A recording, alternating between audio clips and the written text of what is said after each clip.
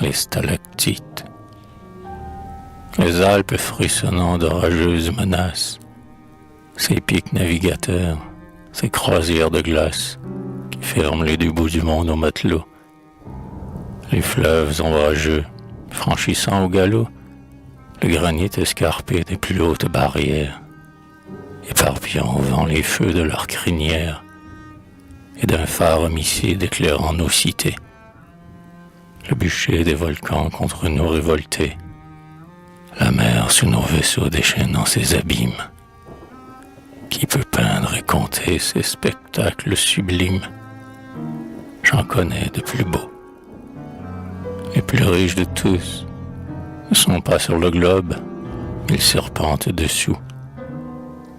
Si vous voulez les voir, pénétrez dans ces grottes qu'habitaient des humains les dieux compatriotes, ces palais pluvieux dont l'architecte est l'eau, tout ruisselant encore de l'humide ciseau qui découpa leurs murs en dentelle de givre. De détour en détour, là, vous verrez se suivre, création magique et qu'on doit au hasard, tous les jeux étourdis des caprices de l'art. Comme un collier sans fin s'enchaîne en goutte à goutte, les étincelles d'eau qui perlent à la voûte s'y sculptent d'elles-mêmes en nuages argentés et donnent pour coupole à ce temple enchanté un ciel de marbre blanc semé d'astres de neige.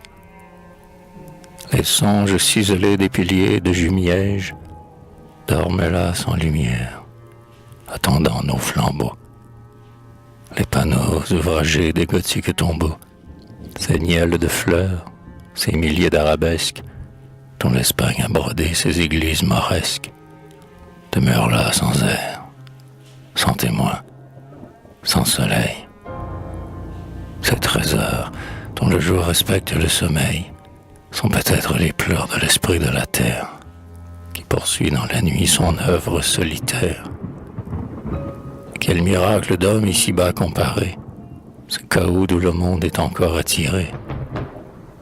Ne ressemble-t-il point au rêve du poète, demi-dieu prisonnier dont la fièvre inquiète fuit le stérile éclat qui brûle nos chemins et travaille dans l'ombre invisible aux humains?